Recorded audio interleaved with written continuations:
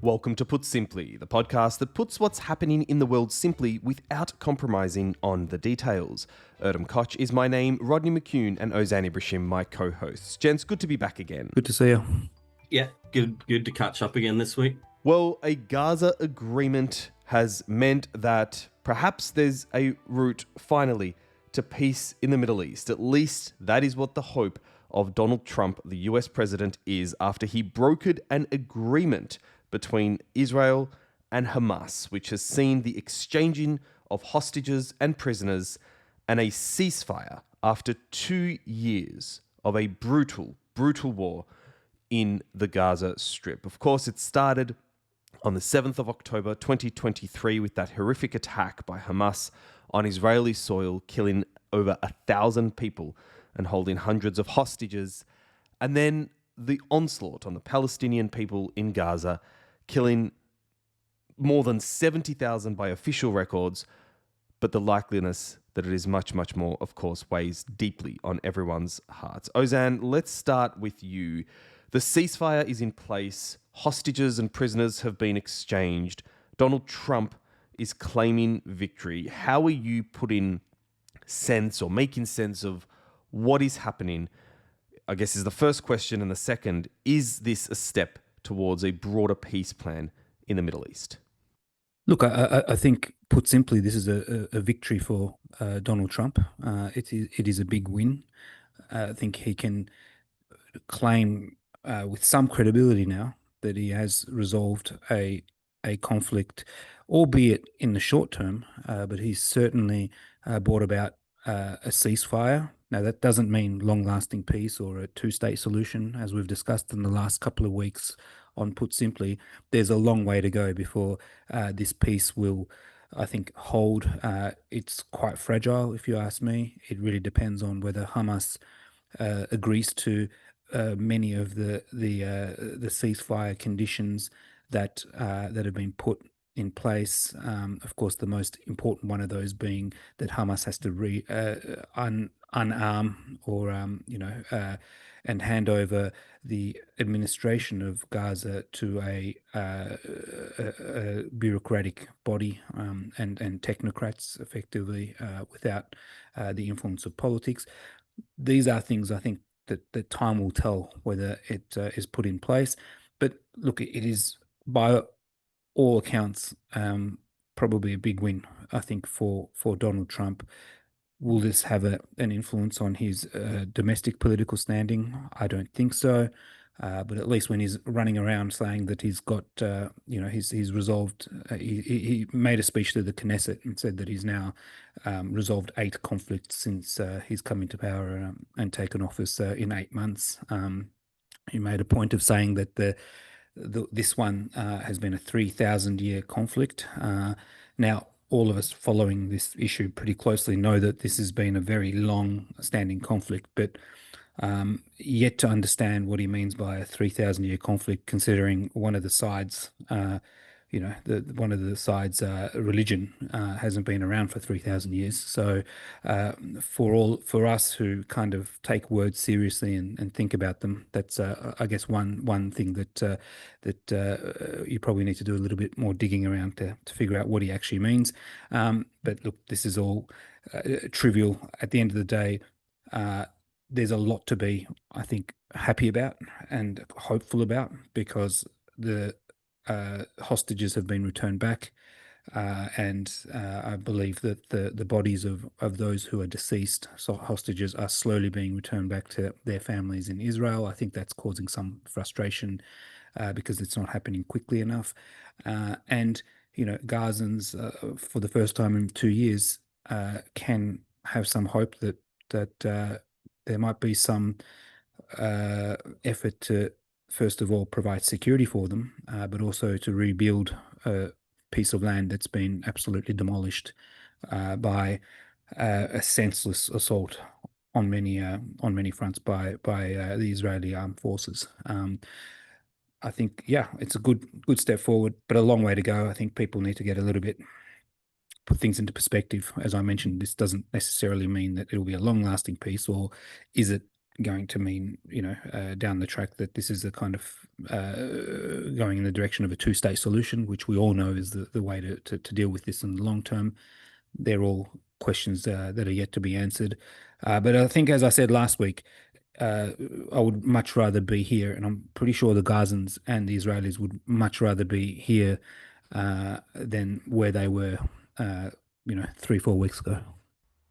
And Rodney, one of the questions we've often asked in looking at a ceasefire or a road to peace of some sort in the Middle East is what's in it for Hamas, right? We obviously know to a certain extent what's in it for Israel to come to the negotiating table, given the hostage situation and the ongoing threat from Hamas as it sees from an Israeli government perspective. But what's in this particular deal for Hamas that have made them agree on at least, for the time being, putting weapons down and then returning the Israeli hostages?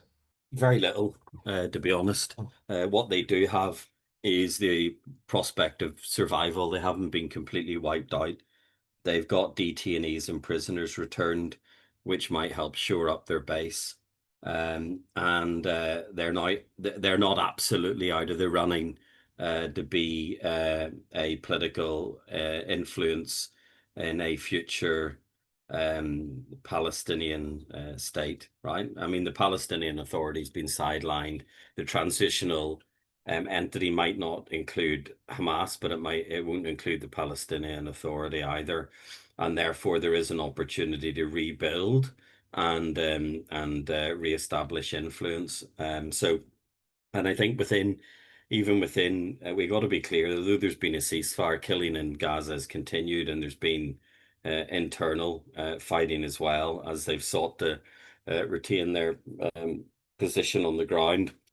And other weapons and so on are supposed to be surrendered as part of this. It's not small arms, so the ability to retain themselves as an armed entity and a political force is there. And look, and it's even for Netanyahu, I mean, it was a huge climb down when he had to apologize to Qatar.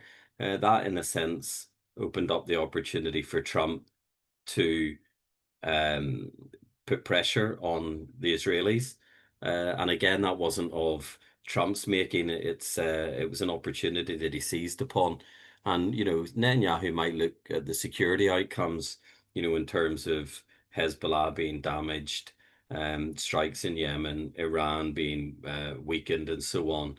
But I don't see that Israeli security is necessarily better off now than it was then from a longer term perspective, because they haven't won any friends in the region. They've alienated potential allies globally, and Netanyahu's clung on to power for a bit longer, and Trump can appeal for criminal charges against Netanyahu to be dropped during his speech in the Knesset. But yeah, it's a complicated picture, and there's an awful lot to play out, which means there's opportunity because so many things remain unsettled or unresolved.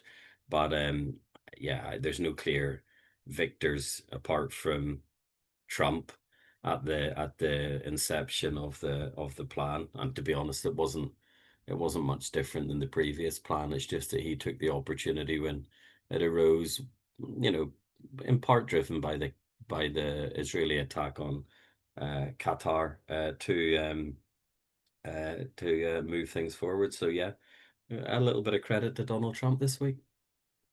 I want to pick up on two things that Rodney said. I think very important. Yes, there's nothing in it for Hamas, but also I think, to give further credit to President Trump, I think he played it very well. It was a very well coordinated effort with Egypt, Turkey, I think even Qatar to a certain degree, of putting pressure on Hamas. Because let's face it, if as much as Hamas is in a very difficult position, it's it's fighting an existential kind of fight, and it needs the support of its traditional allies in Turkey, Qatar, and other places, even Egypt, the Muslim Brotherhood kind of network. But I think Trump played it very well because he jumped on the whole, peace agreement has been, or a ceasefire agreement has been done before waiting for Hamas to actually agree to all of the conditions of that peace deal. One of the ones I mentioned before being the most important, Hamas agreeing to disarm. They hadn't agreed to it before Trump went and declared victory, but it's kind of now forced them into a situation where they're losing their traditional allies, and I think they've been backed into a bit of a corner. And the second part that I wanted to pick up on was around what is the future for Benjamin Netanyahu? I think most people in the West, and I think a lot of people in Israel probably want to see the back of him, considering the appalling way he has handled this war in the last 2 years. So it's going to be very interesting to see his political future. And as Rodney mentioned, that Donald Trump appealed to the president in the Knesset, which is the Israeli parliament, saying that he should be pardoned. But this is a big issue because if a future election, if he loses it, he loses his immunity and he's able to be prosecuted. And I'm not sure politically where he sits because he was effectively booed. I think it might have been, I'm not sure who it was that was kind of giving a speech in public. And, when Benjamin Netanyahu's name came up, the crowd was booing. He's got significant, dissent within his own people around the way he's handled the hostage situation. So I think, Benjamin Netanyahu's days might be numbered, despite the fact that he's been able to, in the eyes of some people, almost destroy Hamas, and push a very right-wing agenda that certainly his coalition partners have been pushing. I'm not sure this is resonating all that well in Israel. So I think that's one to watch, and we can pick that up in further episodes.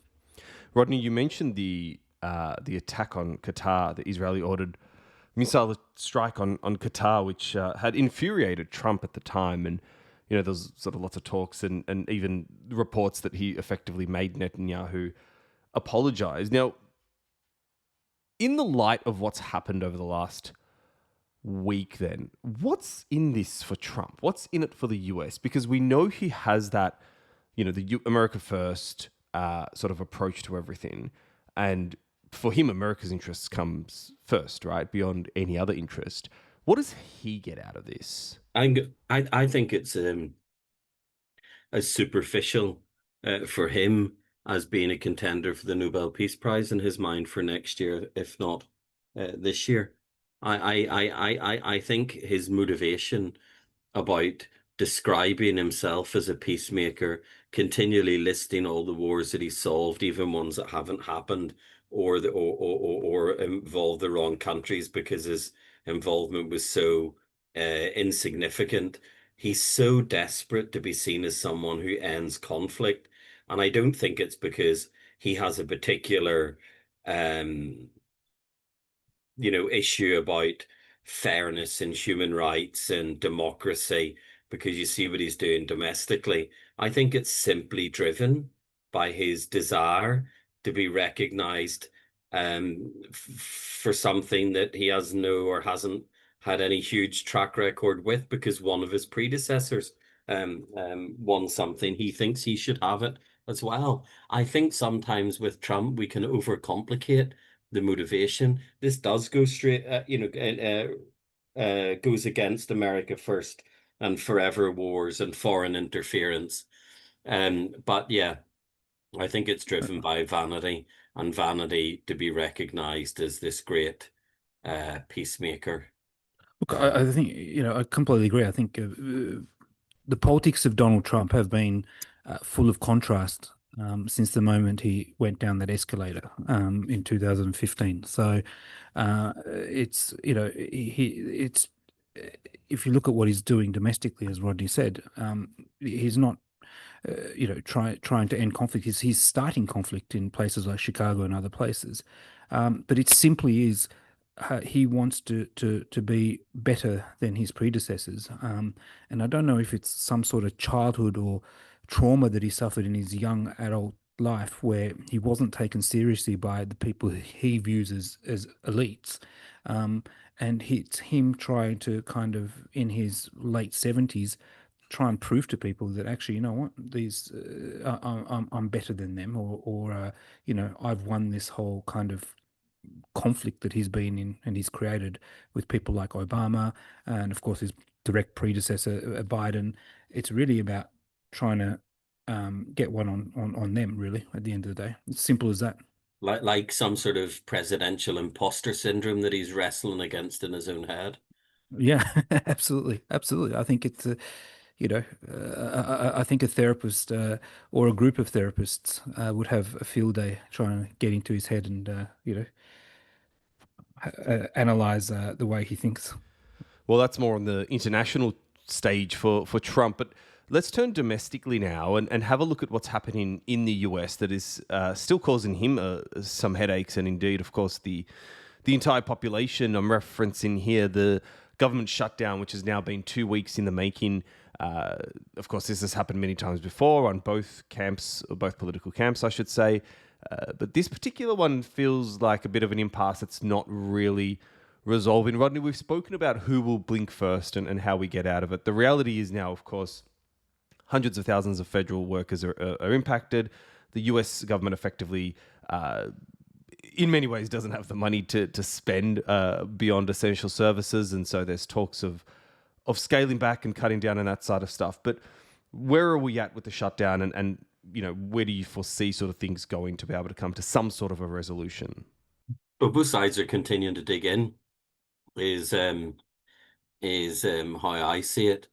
Whether they can water down what the health care concessions that the Democrats are seeking are in order to get some sort of movement from Republicans, I simply don't know.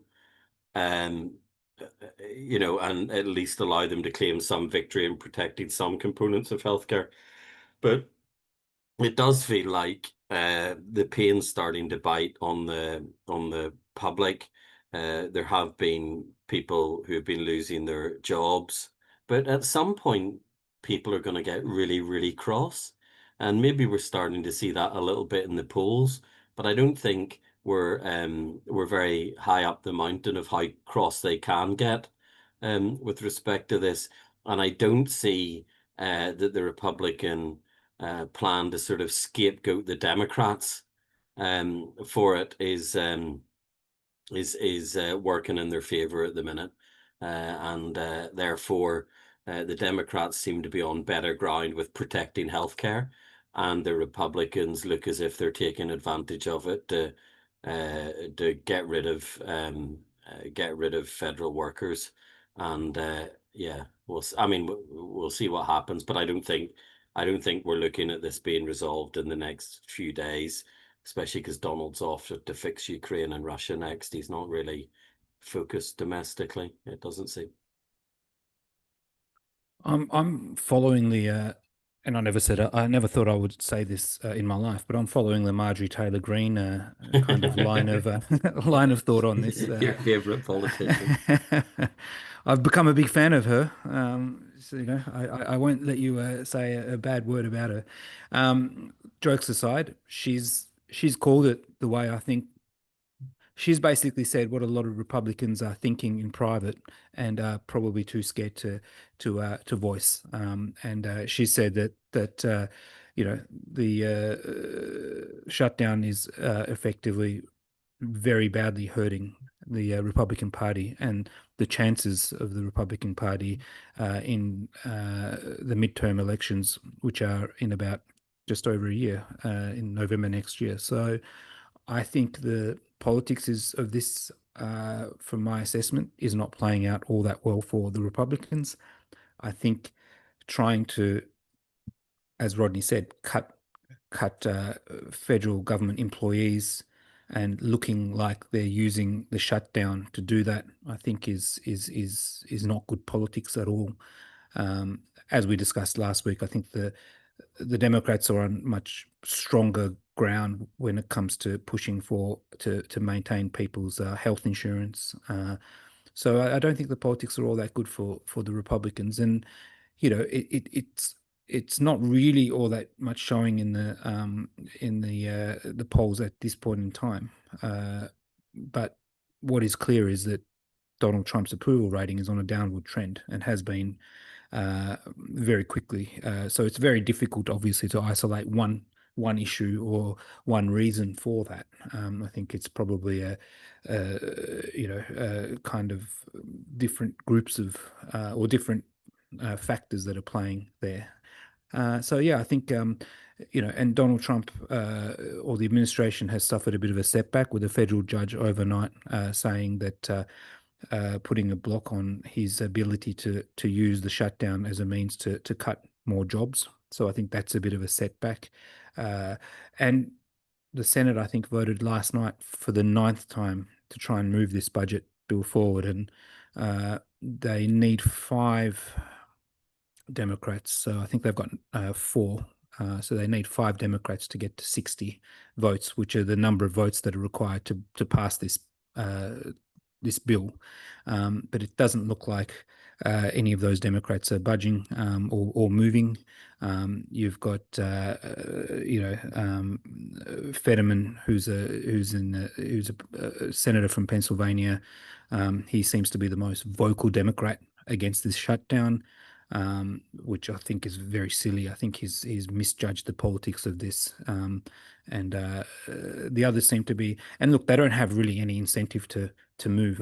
They know that they can keep this their stance because most of the Democrats are not. The only one really I think is in Georgia that's going to be facing the people in 2026. But most of the Democrat seats that are up for grabs are not super close. So there's no incentive politically for the Democrats to back off or any of these senators to back off. So I think it's you saw Bernie Sanders and AOC did a CNN town hall. I caught some of it, and they looked strong. Like I think they got a very clear message out there. Now, of course, who's going to watch CNN? But that's not the point. They have a very, very active, particularly AOC, social media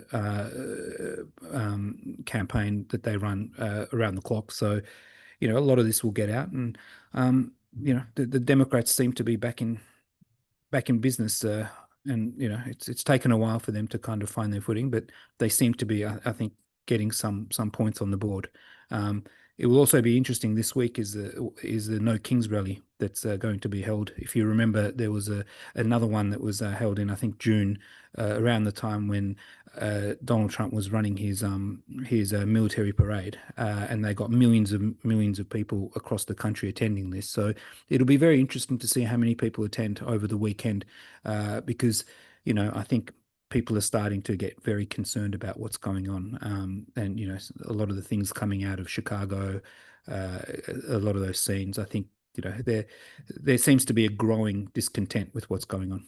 Yeah, it was a point that I was going to pick up with you, Rodney. I mean, we've spoken about when you deploy troops to a city, effectively the crime stops, right? I mean, if you put the military on the streets of any city and you have this sort of crackdown, generally speaking, particularly true in Western societies who perhaps might not be used to that level of powerful display of force, that's particularly true. And we've seen that in the US. Caroline Leavitt, the US press secretary, has come out many times, or the White House press secretary, I should say, saying that, crime's effectively stopped in Washington, D.C. It's a crime-free city, etc. Chicago's obviously next on his streets, Trump's books. But do you feel that there's a turning point with the community? At some point, they stop seeing this as a credible way or an effective way, rather, of stopping crime, and now just it all starts to perhaps look a little bit silly? No, I'm going to say no, because when I grew up in Belfast, there was a significant permanent military presence on the streets. And what happens very quickly is it becomes a pretty normal environment to go about your daily business. and therefore, whether you're going to work, schools, leisure activities, and so on, and there is this backdrop, people adapt pretty quickly and just get on with things.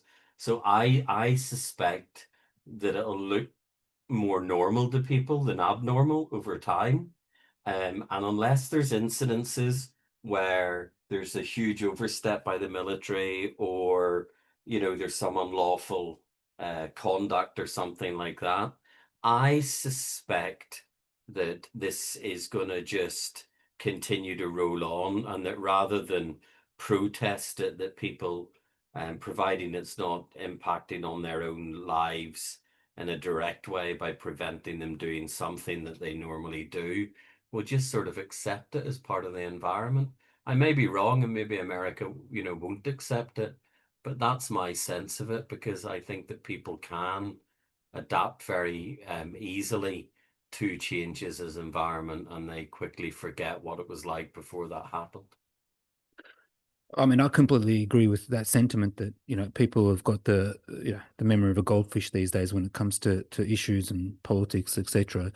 But a part of me also thinks that in the US context, it's a bit unique. I think this is a country that's bought about the Second Amendment, the right to arm, and to bear arms.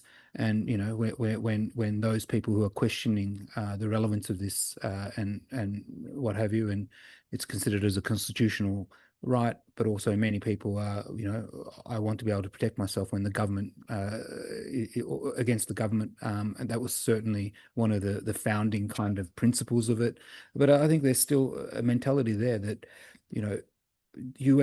the optics of the army on US streets, I think probably worries or concerns or upsets Americans more than it might in other countries, particularly around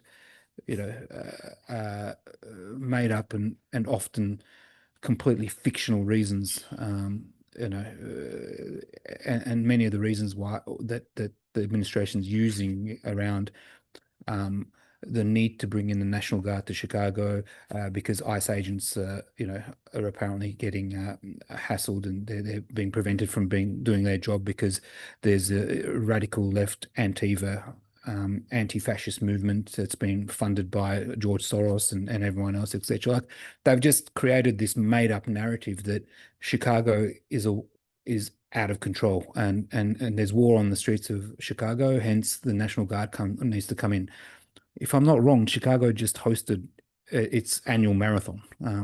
It doesn't sound like a city that's kind of, needs to be put into martial law or anything. So I think people are going to see through that, and they're going to be a bit uncomfortable with it. I completely agree with your sentiment around people really kind of adapting to their environment, but this might be crossing a red line with the American people, I think. Apparently someone won the marathon by setting a record because they were running away from ICE officials. That's the... I thought you might go there. I don't know whether that was a credible news source, but I did hear that. Well, it would make sense.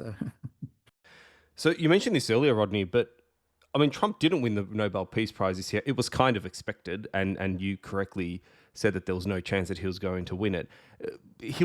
Was he kind of expecting it? And I guess, does it still put him in the running for next year? Because it sounds like it's a big deal for him.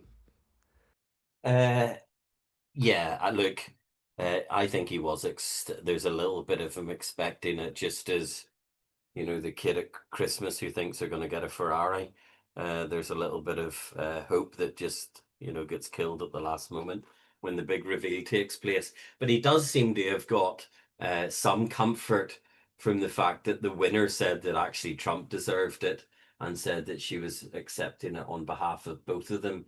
And that was good politics from the Venezuelan opposition, not least because she needs American help in overthrowing the current government so she can claim political office in Venezuela and right the wrong of the last election. So yeah, I don't think he was as cross about it as he could have been, but we'll know in the next few weeks when he starts to impose sanctions on Norway or something or make some threats I, with I dolls thought it little was beings.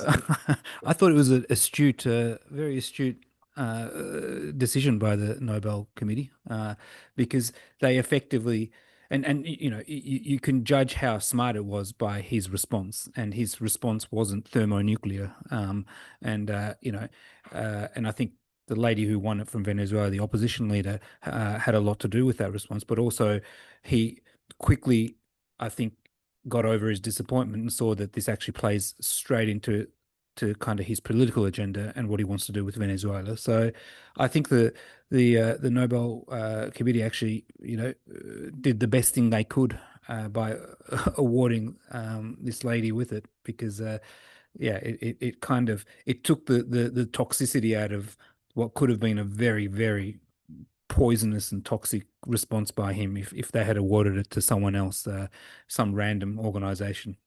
Does that mean his lobbying did affect the outcome then, even though it wasn't in his favor? Well, anyway, she might have been the compromise candidate. So yeah, so basically he did influence the outcome. Yep, Well, maybe look, so. there's also plenty of opportunity for his other wars to go wrong, or his other conflict resolution efforts to go wrong over the next few months. So I wouldn't be betting on him winning next year. Well, there's no conflicts left that he can fix, mate. We're living in You have to total global start peace some. now. Yeah, exactly. It's it's peace abroad, but war within We're is home. the motto. Yeah. Well, speaking of some form of war within, I guess we were talking about Japan last week on this podcast, Ozan, and suddenly it was about to make history in more ways than one, but politics seems to have got a little bit more complicated in that country. Talk us through what's going on. Well, I thought you might have jumped on my. I was giving you an assist there, mate, with the compromise candidate. I thought you might have jumped on with that, but yes, there is politics in Japan right now is in complete flux, and we discussed this last week on the show, and it was looking like very clearly that the LDP had selected, or were about to, on the verge of selecting the first kind of woman prime minister in Japan, and that looks like it's that plan looks like it's not going to go ahead as they had planned. So the Liberal Democratic Party has been in power for the last 13 years. They've been in a coalition for quite a number of those years with a party called Komeito, which is one of the smaller opposition parties. And the thinking was that Miss Takaichi Sanai would win the leadership of the ruling Liberal Democratic Party, and be able to breeze through to being elected in the parliament as the prime minister. But that whole plan came to a sudden end with the minor coalition party walking away from the coalition, and I think many of the reasons they highlighted were around, kind of the politics of Miss Takaichi Sanai. We mentioned last week that she's quite conservative, quite a nationalist figure, and also a lot of it, I think, has to do with the stain of multiple kind of scandals that the Liberal Democratic Party have been facing over the last 3-4 years, and a number of those scandals obviously ending the leadership of a number of prime ministers. So they've walked away. We now have a situation where the opposition parties are trying to put together a coalition of some of the small parties, and there's many of these. Just put simply for our listeners, there are many of them. I think it's I think about 8 or 9 parties that are in the Diet, which is the name for the Japanese Parliament, and certainly if they all came together, they would have a majority. But they're looking for a compromise candidate, and a number of names have been thrown around. One of them is from the smaller opposition party, so the Democratic Party for the People. So the leader of that seems to be thrown around as a potential candidate that they might rally around, the opposition parties.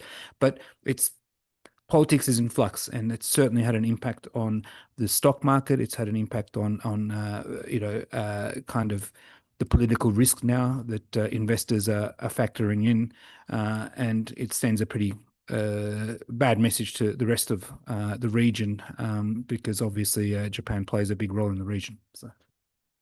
It's really interesting one, Ozan, because obviously we were talking about Takaichi being the first female leader, and then obviously this split happened, and you got to ask about the politics in the split, because I know they talk about her being conservative or the corruption scandals in recent years, but you know, some of those aren't new, and it's not like they sought to dissolve the coalition government from a minority perspective prior to that.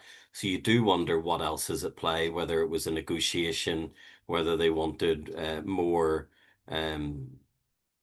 government positions as part of, you know, a recasting of the coalition or something. You got to ask, you know, what really because the stuff around the corruption or the slush fund and what have you, it doesn't feel sufficiently persuasive to be the actual reason. That's my sense of it. Maybe it is.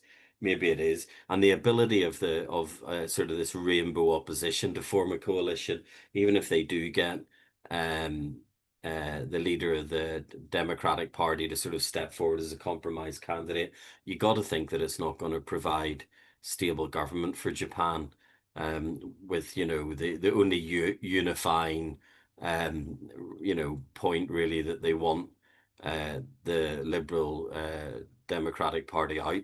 So I think this is going to be one to watch, not just over the next few weeks, but in next few months, and you know, even to the next couple of years. Japan's going to be fascinating, Borgen-esque in how it might play out with intrigue. So yeah, definitely one to watch.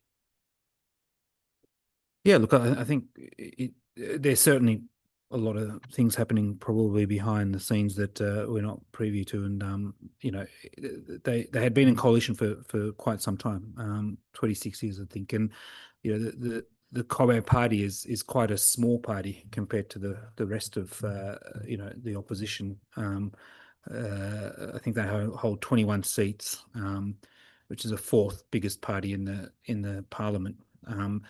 So yeah, I think I think there is an ideological element to it. I think a number of factors did play in. You know, I think you know, it's also around how to deal with Japan. How to deal with China. I think that's a big issue. There has been some talk around, you know, a harder stance from Japan on China, you know, and this smaller party, I think, traditionally has not had, you know, those types of positions. So I think it's a combination of things, to be honest with you. I think there's no, look, most of it's probably opportunistic as well. You know, maybe they see themselves playing a bigger role in a coalition of the top three opposition parties. So you know, and maybe they've seen the writing on the wall, because let's face it, it's one thing becoming the leader of the LDP, but it's another thing with all of the economic, social problems that we discussed last time on the show. You know, it's another thing actually winning an election with this coalition. Maybe they've seen the writing on the wall. Yeah, and that you know, that type of direction of travel stuff is what tends to split coalitions, and then they scramble about and find what reason they're going to say publicly, but actually it's because of the polls. I would say that's probably driving it. I mean, they'd be mad not to be driven by the polls in this environment right now. Well, let's see where that all lands up. Gentlemen, lovely putting things as simply as possible this week again with you. See you next. Thanks, guys. Great to be with you. Thank you.